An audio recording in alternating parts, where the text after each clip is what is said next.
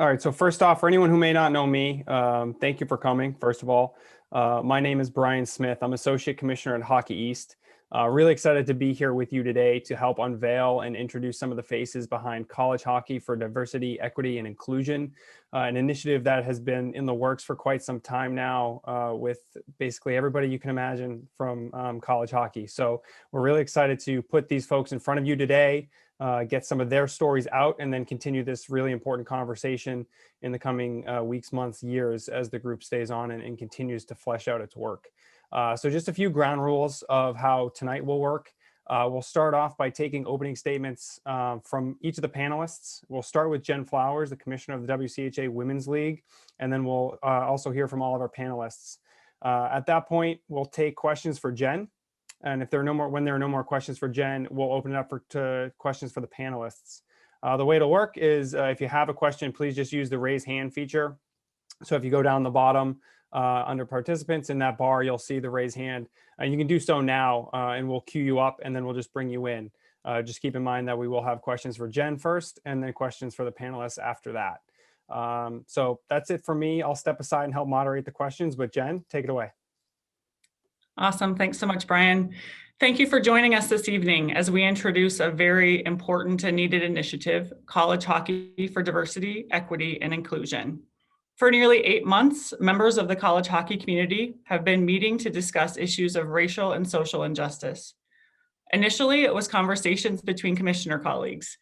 Steve Metcalf, Commissioner of Hockey East, initiated those conversations. We talked about what are we in college hockey doing to support diversity, equity, and inclusion in our sport? What should or could we be doing? How do we get something started? The NCAA Division I Hockey Commissioners Association agreed there was both a need and a desire to become active in this necessary work. A small group of us representing the HCA got started. We met several times, identifying sustainable and realistic options for our sport. Our small group believed there would be many within our sport that would want to be part of this meaningful work. And we were right. By September, a passionate group of 27 student athletes, coaches, and administrators began meeting. We've been meeting every other week for months, getting to know each other, digging into the topics and the issues, working to establish who we are and what we hope to accomplish. The energy and commitment that this group has brought to each meeting has been inspiring. We are united in our goal and recognize there is work to be done. The conversations we have had give me confidence that we can affect change and ensure that college hockey is a welcoming environment for all. Our mission statement is this: College Hockey for Diversity, Equity, and Inclusion is dedicated to creating positive cultural change across our sport through communication, education, allyship, and advocacy. Together, we are working for a better tomorrow, one shift at a time. I'm honored to be joined by 6 members of our committee tonight. Please allow them to share a few thoughts. We'll start with you, Ayo. How's it going, everybody? My name is Ayo Deli Denier. I'm a freshman at the University of Alabama, Huntsville, and I play defense. I wanted to be a part of the College Hockey for Diversity, Equity, Inclusion because I want to be an active part of the change that I want to see in the world. I hope this group is able to help educate, unify, and expand the game of hockey to communities that don't really know much about the sport, just to expand the sport. Thanks, Ayo. Paul, we'll turn it over to you. Unmute yourself, Paul.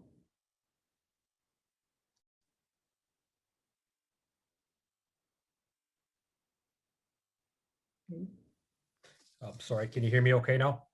Yep. I apologize. Paul Gerard, assistant coach, University of Nebraska, Omaha. I'm just going to go ahead and read my statement why I want to get involved. And it starts off with the senseless killing. It's Black unarmed people capped off by the George Floyd atrocity and the ensuing riots. I decided to get involved to help right the wrong. As a father, husband, role model, and coach, I want to use my platform to help educate future generations and help them believe anything is possible. Despite the injustices and inequities people of color struggle with, my goal is to change, not change the past, but help them guide them to a more inclusive future that we can all have a better tomorrow, one shift at a time. Thanks, Paul. Tina. Hi everyone, Tina Campa here from Bemidji State University. I'm a senior this year. The reason why I wanted to be a part of this group is because at the end of the day, hockey needs to be for everybody and it's not.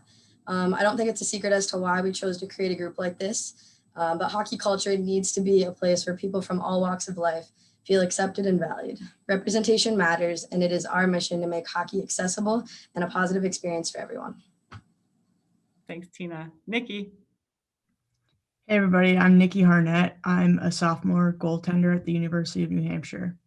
I joined this group because as an athlete in the LGBTQ plus community and as an ally to people of color, I want to see a change in hockey. Hockey is a predominantly white sport with a history of turning a blind eye towards social injustices, and I want this group to be active in implementing directives that ensure that college hockey is welcoming to everybody. Thanks, Nikki.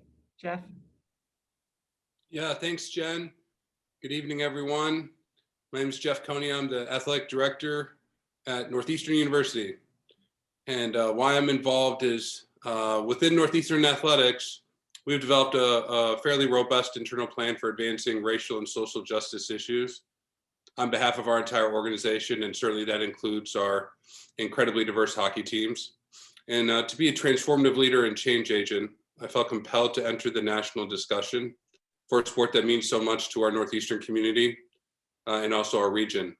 And fortunately, there were many across the collegiate hockey landscape that shared my passion and our collective department's impetus for trying to make a difference one shift at a time. Thanks, Jeff. And Jasper. Hi guys, junior forward at the University of North Dakota. And I think, we are fighting for equality, not just in the game of hockey, but in all walks of life. Equality is giving every person, no matter the color of your skin, your sexual identity, or who you choose to love, the equal opportunity to follow your dreams. Racism, bigotry, and sexism have no place in the game of hockey. Thanks, Jasper. That was just a snippet of these amazing 6 individuals and their stories and their whys. It's important to note that this is truly a college hockey initiative. Each of the NCAA Division I hockey conferences are represented on the committee.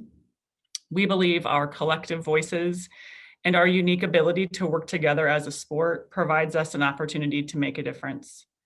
We're proud tonight to introduce our website, collegehockey4DEI.com. Our website features resources in each of our 4 key areas: communication, education, allyship, and advocacy. Our website truly is a starting point for all of us, a place we can go to learn and challenge ourselves to see and understand more. We look forward to growing and expanding our website as we continue to establish our work. We also look forward to introducing new projects within college hockey. As those projects are finalized, we will definitely share them. College Hockey for Diversity, Equity, and Inclusion is united in our effort to create meaningful change and improve diversity, equity, and inclusion within our sport. We intend to build upon the work of our institutions and partner with other organizations committed to these efforts to affect change in college hockey so that our sport may become a better version of itself. We will approach this challenging and necessary work just like we play our game, one shift at a time. Great. Thank you, Jen. We'll open it up now for questions for Jen. If anyone has questions, please just use the raise hand feature and I'll call on you and you'll be brought in.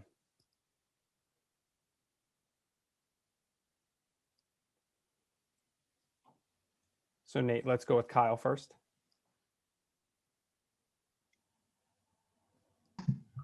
Go ahead, Kyle. Hi, how are you guys? Hi, Kyle. How are you? Doing well. So I have 2 quick questions. One, you mentioned upcoming projects you would be announcing when they're ready. Is there any information on what those projects might be? And my other question is, when will the website be up and running? Can you ask the second one again, Kyle? Sorry. When will the website be up and running? The website should be live as we speak.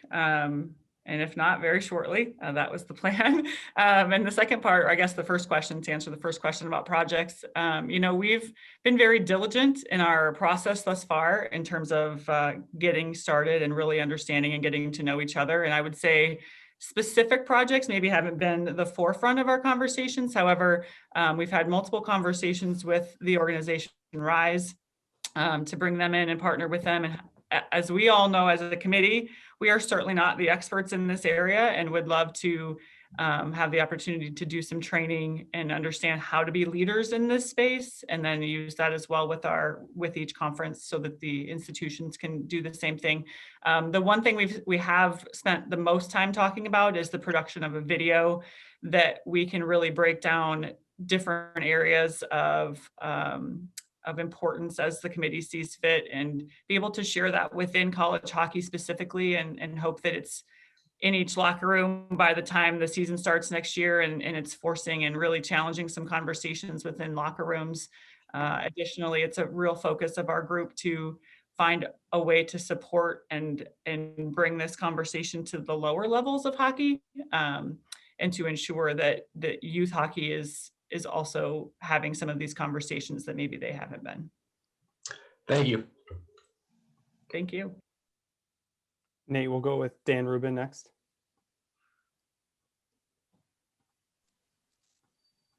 Hi, everyone. How are you? Hi, Dan. Just curious, logistically, how difficult or easy did you find it? How difficult did you expect it to be to try and get, every conference, especially from a geographic standpoint, that there are so many different conferences, so many different individuals involved, just to learn about the differences between leagues too, and how they would approach this, this topic? Yeah, that's a really great question. I mean, to start with, I want to ensure and give props to the rest of my commissioner colleagues. When this conversation happened within our Commissioners Association back in June, maybe, I think, we had some really honest conversations, and there was a commitment right away from all of us that this needed to be something that everybody was bought into and everybody wanted to be a part of. And I think college hockey is very unique because we are small enough that we can do something like this, and we can have representation from all leagues, but we're also large enough that we believe we can really make an impact. So, finalizing and really understanding, I think that what's really unique about this is there's likely a whole lot of other people within college hockey that want to be a part of this committee. It was probably harder to narrow in on which one student athlete or which one administrator or coach was actually going to be the representative from each league. So the other thing that I think has been in our favor, quite honestly, is the uniqueness of our season, that we had a chance to get started sort of in the time when we likely would have been playing hockey, but we weren't, given the current status of the pandemic. And so we were able to get started before everybody was back on the ice. And Zoom is, Zoom's the savior. We're all connected all the time, regardless of where we're at geographically. Thank you.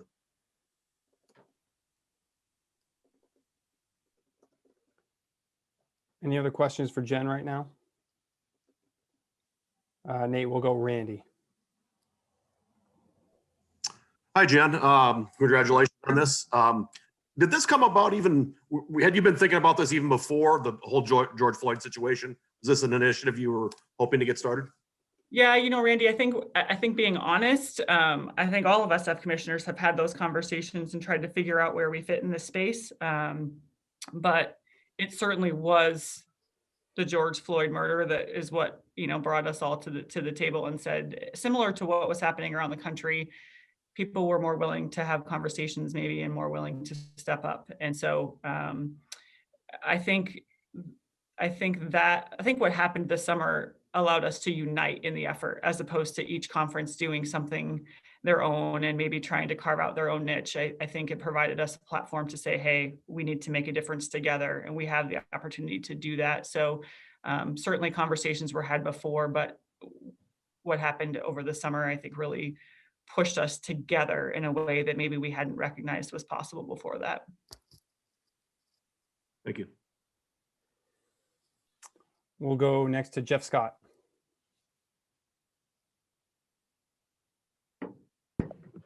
Jen, how you doing? Jeff, how are you? Good. This is Jeff Scott, NHL. So first and foremost, I just want to applaud you all for bringing this vision to life. I know this has been a journey that we've all been trying to navigate and understand. So, on behalf of my colleagues here at the league, just want to say, we are here. We are supporters. We are, going through this journey with you. But one thing I would always, like for us to think about is what's your process? What would success look like? Let's fast forward a year from now. How would you define your success in this work that we're launching today? First of all, Jeff, thank you for the nice comments. I think I would be remiss if I didn't also take the time to recognize the 20 other committee members that aren't a part of this call. It's been a unified effort from the start, and we are so fortunate to have such committed people. And certainly, Jeff, your question is like the $1 million question. We've been really, as I mentioned, very diligent in trying to understand this space and trying to understand what we can do and trying to be patiently aggressive, if that makes sense. We very, you heard it from several of us, one shift at a time, and trying to coin that and believe that we're going to have some good shifts and we might have some bad shifts. And we've really just got to keep moving forward. And oftentimes the hardest thing is just getting started. So we're proud to at least be at this point. But I think a year from now, we really have a desire to create an initiative or two within this group that can be longstanding, that can be something that everyone just recognizes right away as a college hockey fan, that this is something that, that we're doing, and this is conversation that's happening, or, whether it's something on jerseys, whether it's, like I mentioned, the video. I think success a year from now for this group and for our sport is that everyone's having the conversation on their own and not being forced to or pushed into it, that it's more real. We're in a real place of recognizing that we're all part of this, we're all part of the solution, and we need everyone in our sport to be part of the solution. So we've got a ways to go, certainly, but I think if our small group is any indication of what the large majority of college hockey is like, we're going to get there. That's great. That's great. Thanks for sharing that. And I couldn't agree more. It's a cultural shift, right? So as we think about, what success would look like, it's having, like you mentioned, more people talking about this and more people bought into it, and understanding that it takes an army and a village and allies in this space to make it work. So hats off to you. We're here to support wherever we need. And please, let's keep it going, because the future is bright for hockey. I'm optimistic about that, and excited that we're having this conversation. So thank you. Thanks, Jeff. We all love hockey. That's why we're doing this, right? Thanks, Jeff. All right, we'll take one more for Jen, and then open it up to the student athletes and then the other panelists. I'm used to saying student athletes after championship games. We'll go with Andrew Mahoney next.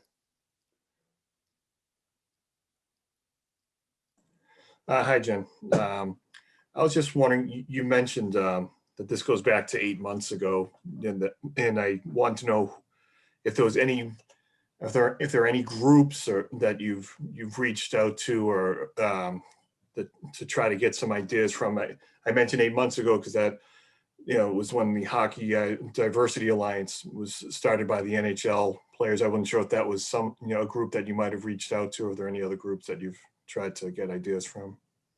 Yeah, I appreciate that, Andrew. Yes and no is probably the best answer. We had some conversations early on with the NHL.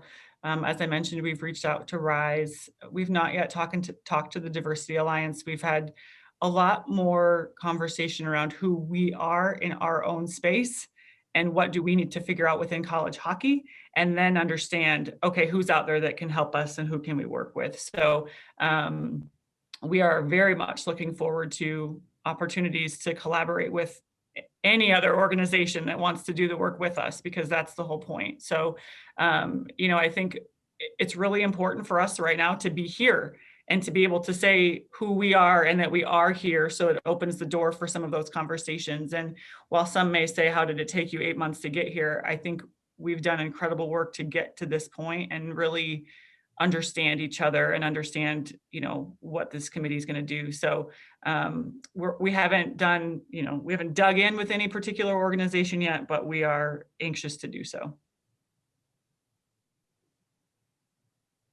Thanks, Andrew. At this time, we'll open it up for questions for any of the panelists. So of course, if you have a question for Jen, feel free to ring in as well. Excuse me. But we'll start with Jashvina Shah. Hi, can you hear me? Yes. Okay, cool. So my question, so I'll go with the panelists. I guess one of the things that I'm really thinking about is tangible initiatives, and I know that that's something you are still kind of working on. So for the players, my question to you is, what would you like to see, or what ideas have you had about some initiatives that you're hoping will happen? Thanks, Josh. Nikki, why don't we start with you?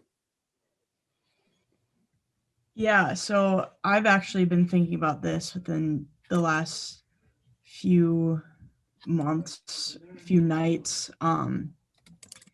I really want to work on changing locker room culture and the conversations that I'm having with my teammates. And I play women's hockey now, but I grew up playing men's hockey and boys hockey, and I know what goes on in those locker rooms. So I want our culture change to be so deep that it changes what people talk about when they think nobody's listening. So that's what I want to work on. Education, education, education. That's how you create change. Thank you. Thanks, Nikki. Tina? I really love that question. I'll focus on a different area. I second Nikki's response to that one, though, 100%. One thing that I really hope to do with this group is the outreach part of hockey. So obviously growing the game, but getting the game available to people from all different backgrounds, whether they know what hockey is or not, but having that opportunity for them to join the sport, to try out the sport, and to not just be a one and done thing, to have consistent people around that are going to care for no matter what race, ethnicity you are, what background you are. It shouldn't be a sport where that it's too expensive for somebody, or it's just not around. And especially being from Minnesota personally, that's something that I think is totally possible. And that's kind of why I get really passionate about it. I'm also adopted from Colombia. So being somebody who is a part of a white family who got introduced to the game, it became very easy for me to be a part of the game. But for others, that's not the case. And I would love to see a bunch of little Colombian girls and boys running around playing sport of hockey, but that's just not something that's realistic at this point. And that's something that I would love to give not only Colombian, but anybody. And I think that that's just super important because, like I said in my statement, for my why statement, representation does matter. And if you don't see that, you don't really know that that's a possibility. And I think we've grown to see that more and more, but that's just something that I am very passionate about. And I think it's something that can be very possible moving forward. And that's just something that I would love to work with moving forward with this group. Thank you. Thanks, Tina. Yeah, we'll go with you. I just want to piggyback off of what Nikki and Tina said. Definitely changing locker room culture, because to be blatantly honest, some of the stuff that people say is appalling, and I'm not a fan of it. And also, I'm big on representation. I actually started playing hockey through an NHL diversity program, and coming from that and actually being able to play NCAA hockey is amazing. And I just want to be able to give other people the opportunity to be able to do that aren't normally from hockey backgrounds. I personally, in Huntsville, Alabama, am going to start going to the Boys and Girls Clubs of Huntsville and teaching them how to play street hockey. I know it's not ice hockey, but it might be a little easier for them to start that way and then bring them into the game. So great. And Jasper, we'll go to you. Yeah, those are awesome things. I agree 100% with all of those. Something that I'll focus on a little different is the fan side of the game. I got a message from a girl on campus here, a minority, and she messaged me and said that the one time I really felt like a part of UND was when I went to a hockey game. And I felt like we were all going for the same thing. It didn't matter, what color your skin was, what language you spoke. We all, when UND scored, we all stood up and cheered. So I think that that's super, super powerful. And along with what the other panelists said, I think that growing the fan side of the game, that's how I kind of started hockey is watching it, and then I wanted to play it. So if we can get more people of color into the arena, that's a huge thing for us. Thanks. Josh, did you have a follow-up? I know you kind of waffled between a couple of questions there. Should I wait to ask my question to Jen, or should I just? Yeah, you can ask now while we have you. Okay. So Jen, my question to you, and I guess you're kind of right in the middle of this, but there are similar challenges between men's and women's hockey, but there are also different ones. And I think kind of what we've seen over the past couple of weeks, especially, have sort of brought that to light. So I don't know if you've kind of thought about how you would tackle that, just in terms of there's a lot of white feminism in hockey, and there's a lot of sort of kind of hiding behind one identity to not necessarily be an ally to other identities. So I don't know how that kind of works into this. Yeah, it's a wonderful question, and something we actually just talked about in our last meeting was, we're going to find ourselves in situations where we're going to have to potentially separate some of the conversation between men and women and just what's happening within our sports. And so I think the thing that I'm the most proud of with this group is that we're not going to be afraid to tackle any of it. And so if that means we do have to create separate initiatives that still fall under the same general idea of growth in this area, then that's what we'll do. And so, I think it's really important. Obviously, I am a female in a male-dominated sport and in a male-dominated role within my sport. And so I come to it from a different perspective as well. So I think just being honest and owning every opportunity and owning every challenge, because like you mentioned, as we've seen in the last couple of weeks, particularly in women's hockey, there's things to work on, most certainly. And so we will no doubt have to recognize those things and provide opportunities and initiatives specific to the needs that are out there. And so, as all of the student athletes mentioned, we've got a long list of things we want to tackle. And so we're going to have to work really hard at figuring out how to tackle those, and whether that splits the committee in half and one takes one and one takes the other for a while, the thing that we all are is committed. So we'll navigate that space, but you bring up a great point and something that's definitely not lost on this group. Thanks, Jen. We'll go to Jim Conley next. Hi, folks, and thanks for taking the time, and congratulations on this initiative. I think it's really important. I represent U.S. College Hockey Online. And Brian, you're going to kill me, but another kind of question for all of the players. As you watched this summer, the NHL, they took a couple of days pause after the George Floyd murder. It felt more symbolic than really impactful in some people's eyes. How did you take the message that came out of that? Did you feel that it was something that had long-term effect, or did you feel like it was just something that was done because there was a need to do it, and 5 days later, maybe everything was forgotten about in a sport that, you don't have a high level of African-American representation, that it was just kind of looked at as something that was done and we're done with it and let's move on? Thanks, Jim. Paul, why don't we start with you, and then we'll jump around to the players.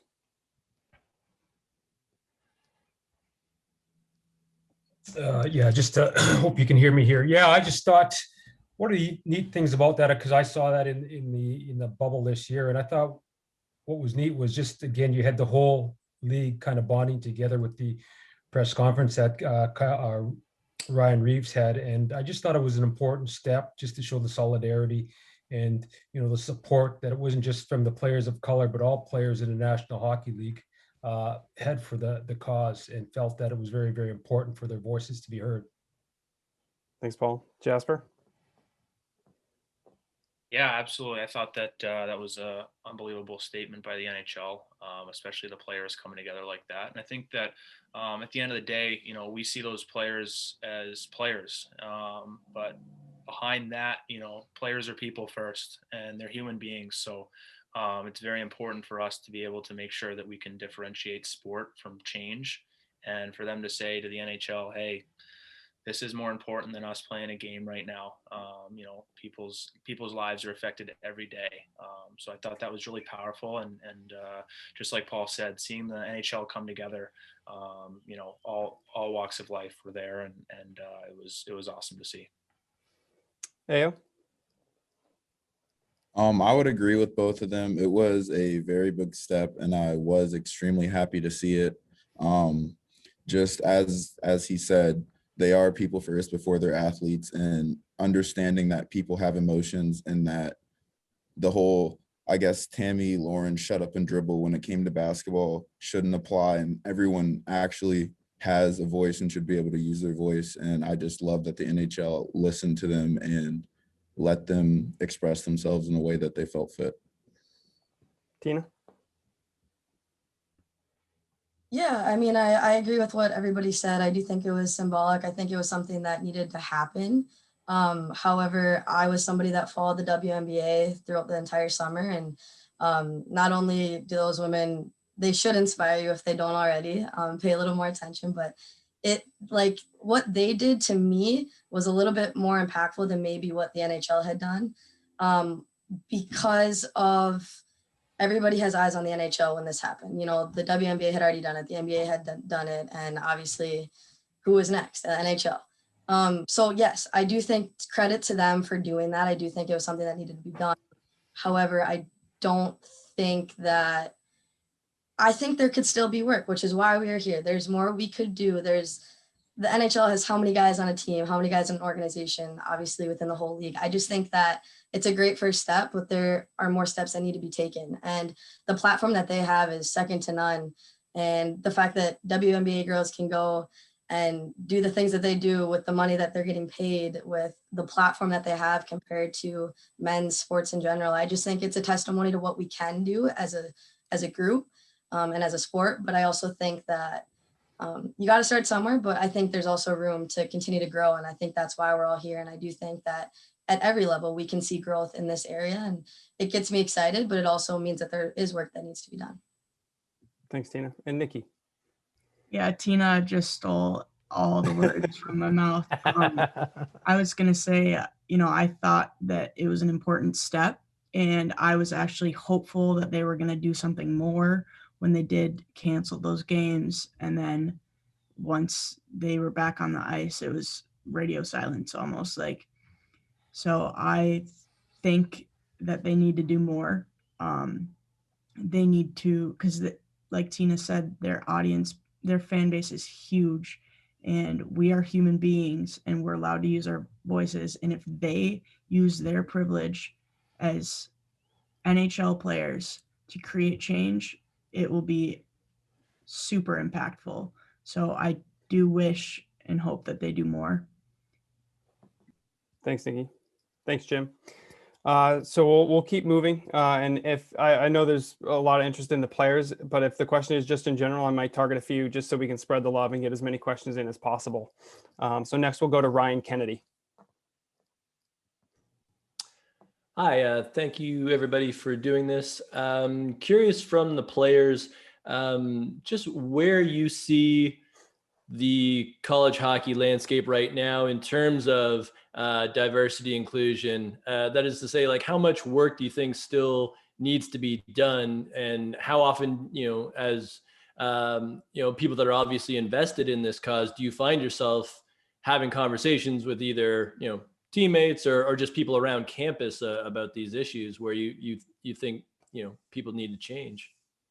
Nikki, since Tina stole your thunder last time, we'll start with you. Yeah, so I'm someone that has these conversations every day.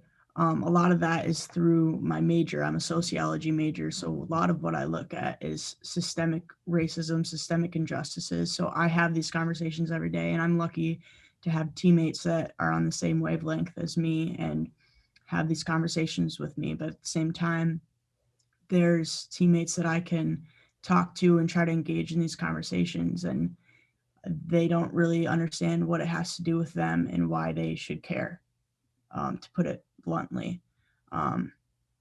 So I think that there's a lot of work that has to be done. And like I said, a lot of this, because hockey is a predominantly white sport, I don't want it to be anymore, but because it is, we have this privilege that people are going to listen to us because of the color of our skin. And that's the privilege that we have. So I'm trying to use my privilege to help people and create change in hockey, but there's a lot of change that needs to be done. Jasper, why don't you maybe take the second part of that? Yeah, absolutely. I think that, from my side of things, we've had a lot of conversations in our locker room. And the same thing with Nikki, as in there's a lot of people in our locker room that maybe haven't been aware or, haven't kind of seen with their own eyes, because sometimes, and no fault to their own, but they weren't put in any situation. So for myself, I took it upon myself to kind of, maybe, show them, what it's kind of like to be in this country and not, be a white person from, the wealthy suburbs. So that's kind of how we've been taking it. We've had a lot of talks in our locker room, and it's been awesome to hear the feedback from some of the guys who, had no idea about, any of these issues going on. And I'm really proud of the guys in our locker room. Thanks, Jasper. We'll go to Adam Woden next. All right, Brian, we good? Yes. All right. This is for Paul. How you doing?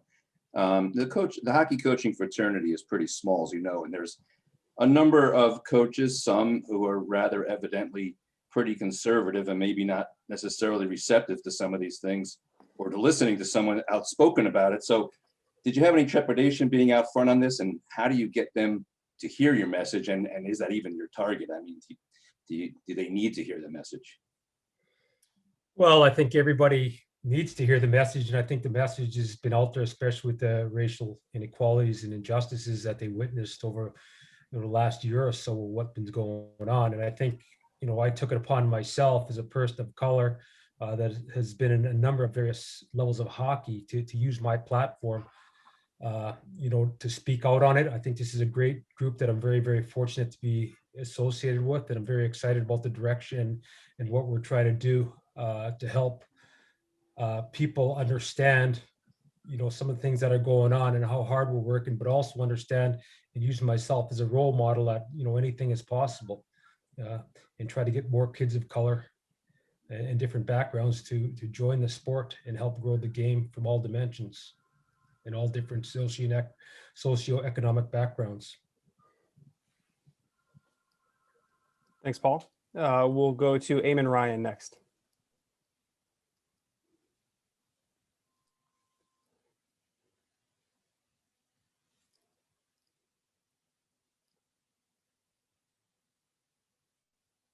He might have, did he lower his hand, Nate, or did we just double click by accident there? Yeah, Eamon, if we can bring him up.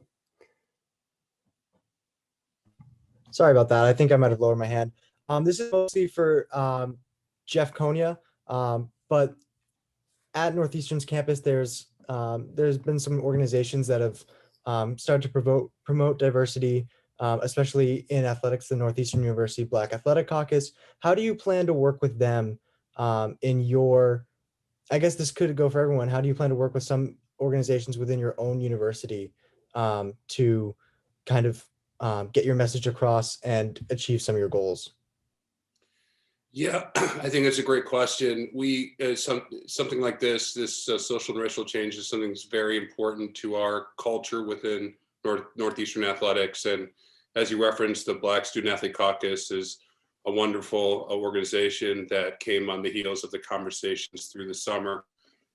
We talk with them once a month, but there's no ownership or proprietary rights when you're trying to affect change or a way of life within a hockey culture, or within a sport culture, or within an athletic department culture, or on a university campus. The best thing that you can do is open your ears, you listen, you converse, you have open dialogue. And it's very difficult until you have a proper perspective to step into someone's shoes. And what I think we've been very fortunate about, and what I think this committee is very fortunate to have with all the representation, is that we're having a lens by which we can have these honest conversations. I think the most important thing that has been done, quite honestly, through the development of that website, is we now have a pathway to the conversations on each of the campuses through the resources that are going to be given to the public. And I'm hopeful that with the Black Athlete Caucus or the Student Athlete Advisory Committee or the teams or any aspect of the university, they can utilize those resources to have that honest, open dialogue and conversation to learn from one another. And I think that the end goal for Northeastern, in order to get better, is just to open our ears, listen, try to understand the perspective, because to change culture, to change is not going to be a check the box scenario. And I think that's why that euphemism one shift at a time is so appropriate for what we're trying to do. Thank you. Thanks, Jeff. And Tina, why don't you comment on that too as well about initiatives on campus? Yeah, actually, prior to this group even being an idea in the first place, I was already talking to other student athletes on campus about forming a group similar to this, but from all sports, just to have representation at Bemidji, because we do actually have a lot of diversity up here, being by the reservation and obviously just athletics in general. So that ended up falling through just with the train of events happening due to the pandemic and obviously just all the stress this year's basically brought on and with myself included. But I think coming in the forefront here, after having more talks with our group, I would 100% be more than willing to approach our school, whether it's other athletes, whether it's administration, whether it's however big or small, to start having these conversations. And like Jeff mentioned, we have those resources laid out. We have not only in the game of hockey do we have stories about people of color or just different stories coming out, but we can also translate that to broader terms of just being human beings and remembering we all live in the same society, in the same world. And so just taking what we can and bringing it back to our sport, obviously in our university, coming together as one, uniting as one, no matter what the sport is, but doing what needs to be done. And that's having those conversations like Jeff mentioned and getting uncomfortable, educating ourselves and just utilizing the platform that we have, but also being able to learn from one another. Because I think that everybody has a story to tell. And I think everybody can learn from one another. And I think if we just continue to listen, be open-minded, and communicate with one another, there's nothing that we can't achieve. So that's what I look forward to within my campus specifically. Great. Thanks, Tina. We'll go to Dan Rubin next. Thanks, Brian. My question's for Jeff. In a matter of reaching out to different groups on campus too, how does that go a step further with, I know in pandemic life, there are no fans in the buildings out here, but out east, but once fans are allowed back to create the positive atmosphere with fans and players and to make sure that the conversations continue both on the ice and as it goes off the ice to fans that maybe aren't involved in those groups as well. Yeah, it's 100%. I think, right now, as an example, through Black History Month, a campaign going on within our department of highlighting success stories or impactful stories each day through the month as an awareness campaign, as awareness piece. But I think there's another opportunity when we open our games back up and through our broadcast. And I know that Jen mentioned the video, but those kind of resources and what we choose as institutions, what we choose as organizations to show within our game environment and our broadcast matter. You hear the students say that representation matters. Representation matters 100%. And in terms of how we present the sport, that also matters. And when how we choose to present the sport is incumbent on what is our value structure.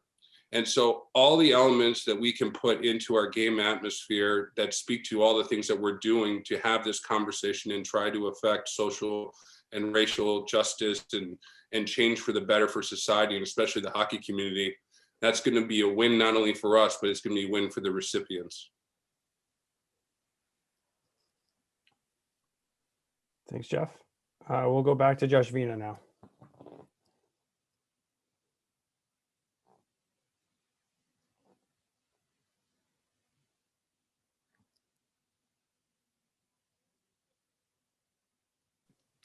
Hi. Okay.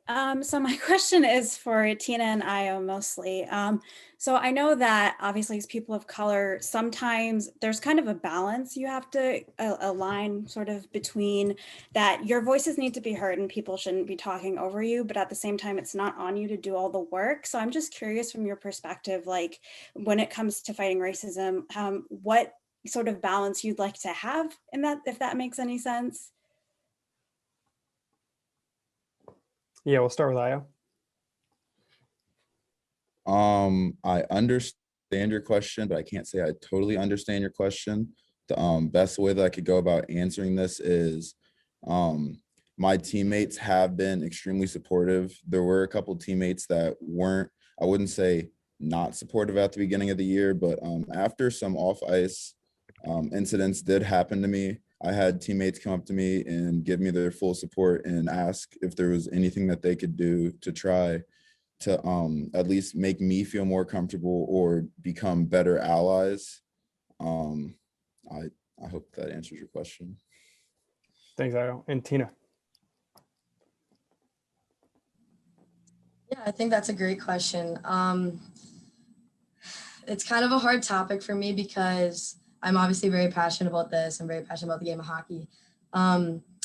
So to me, this was obviously like an opportunity to, like you said, introduce but not feel like you have to do everything, to help educate people and whatnot. And so I actually have knelt for the national anthem a couple of times here, and I approached my team before that, and they were 100% super supportive of me. And even like a couple of my teammates that maybe weren't 100% sure why I was doing what I was doing, like we had really great conversations about just like perspectives and things. So that was really reassuring to me. And I knew that they were all very supportive, which was obviously awesome. But I think that there's something to be said about, supporting people and what they believe in, and obviously being outspoken about something. But I think that when it comes to change, you can say one thing and you can support something, but if you don't do anything about it, there's not going to be positive change created. And so being a person of color, I'm the only one that isn't white in my locker room. That includes all staff and coaches and people that I work with on a daily basis. So it is a hard line to walk because you want to do more and you want to help these people understand. And even being a person of color, I don't fully understand everybody's situation and where they're coming from, because I'm Colombian. I'm not Black. I'm not Asian, or whatever it is. So I think it's a really hard thing, especially being a student athlete. You have so many things you're balancing, but it's obviously something I've been very passionate about and I haven't been afraid to speak on. But it's also knowing when to continue those conversations or when to stop, when you feel like you've done enough, when you don't know. So that's why I feel really supported in this group, that there are more people that are trying to do the same as me, and you don't feel like you're doing it alone. But I do think there are times where I do feel like I'm doing it alone, or I feel like people care, but they don't fully do what they can do with their privilege or their platform, it's been hard, but it's definitely reassuring to have people support me, but not an easy situation, that's for sure. Thanks, Tina. So right now we don't have any other hands raised. I'm coming up on just about an hour. I want to respect everybody's time. If there is any final questions for any of the panelists, we can take one more right now. I can take the first one to raise their hand if there's one more. Andrew Mahoney, we'll go to you as the last question. A lot of pressure to put on me, Brian. I don't know. So I guess this would be for Jasper and Tina, if you want to weigh in on this too.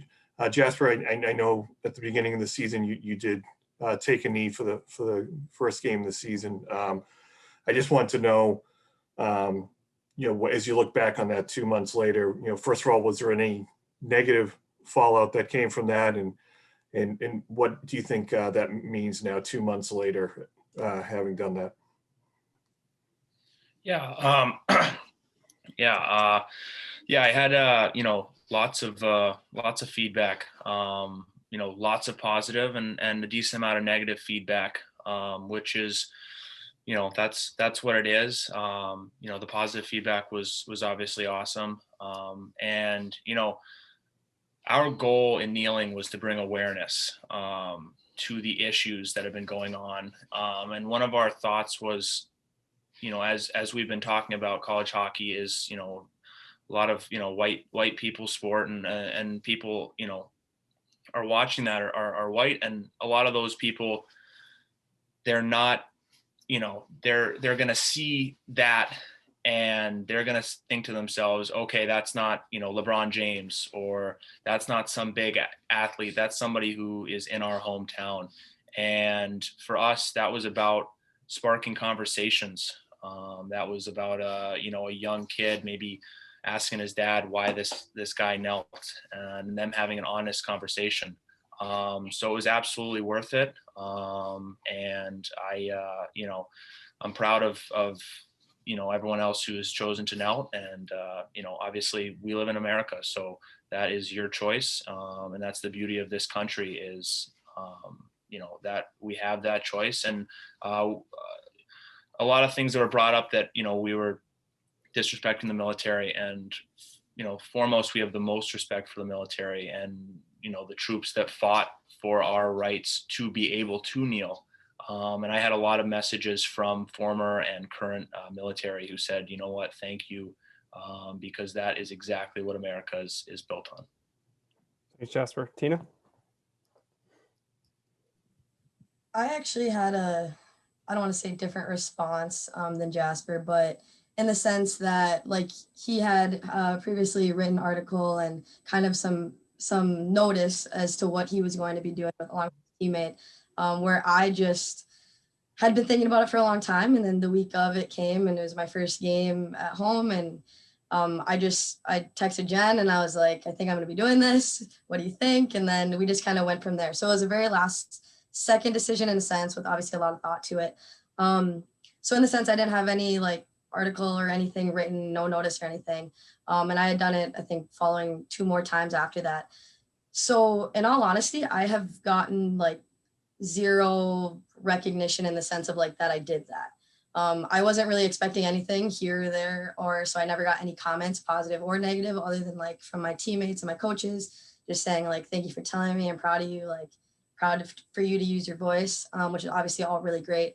But I just didn't get any recognition. However, like I said, I wasn't planning on it, but I think it kind of goes to show like the different platforms me and Jasper have in itself, right? Like Jasper was playing in this bubble that everybody was talking about, and it was this new thing and people were excited, and UND is obviously a very good hockey team and men's hockey. And then you have Bemidji State. Yes, it's WCHA, very great league, but you're Bemidji State and no one's at your games, and I doubt many people are watching on Flow Hockey. So I just think it's something to be said about 2 of the same acts, just in a different place and a different like women's and men's. And I just think there is something to be said about that. I don't know what I was expecting, if I was expecting anything, but I just thought that story was something that I wanted to share because of the platform in a sense. Thanks, Tina. And Nikki, not to throw you on the spot here, but obviously your team also knelt right around the same time Jasper did. So just kind of curious to your take on that question as well. Yeah, so this summer, I texted my teammates and, I asked them if they would join me, what they thought about it, because majority of my team is Canadian. So I didn't know what their take was going to be on it, but I said, I don't feel comfortable standing for the national anthem right now, because that national anthem doesn't ring true to everybody that it's supposed to represent. So, yeah, my team, we've been kneeling. The players that participate, it's about half and half right now. We kneel every game for the national anthem, and exactly like Tina said, maybe it would have been 1 game had we had the platform that Jasper has. Like for Jasper, that 1 game was enough to bring awareness to people and to get those conversations started. But for women's hockey, 1 game isn't enough. So we want to affect someone every single time we do it. So we keep doing it, and I don't foresee that we're going to stop until we create change. Thanks, everybody. Jen, 2 minutes before the hour, before closing out, I'll just turn it over to you if there's any last words you'd like to say. Sure. Thanks, Brian. And thanks so much to everybody who has had a chance to join us tonight. And I hope that listening to specifically our student athletes inspires you to know that we're going to make change. I don't think there's any doubt about it. It's quite obvious, as you've heard, that we want to be united as college hockey. We've got some differences at times between men's hockey and women's hockey and the various platforms. And I'm just really proud of the honesty of our group and the honesty with which we're trying to tackle this project. We know that we're not going to change things overnight, and we aren't planning to go away. So we're in it for the long haul and truly going to live by our 1 shift at a time mantra, because we love the sport. We know that there's room for the sport to grow. And I'm really just proud to work alongside the 6 that you see on your screen and the other 20 that aren't on the screen with us, because if nothing else, just even this conversation tonight has, I think, probably reignited our passions again. And we meet again on Sunday night, and I imagine it'll be a pretty productive meeting. So we're very proud of what we're doing. It's important, and we feel like it's very unique for our sport. And we are proud that our sport can come together in this way and recognize and truly affect some change. Thanks, Jen. So again, the website is live right now. It's www.collegehockey, all spelled out, the number 4 DEI.com, and that's live. If anyone has any follow-up questions or wants to touch base with Jen or any of the panelists or anybody on the full committee, please reach out to either myself or Nate Ewell. We will be sending out a press release shortly with all the information on how to get in contact with us and the rest of the committee and the groups. We're more than happy to set you up with any kind of interviews or additional sidebars that you'd like to have. So again, thank you all for joining us tonight. Really, really appreciate it, and looking forward to hopefully speaking with you all again soon. Thank you.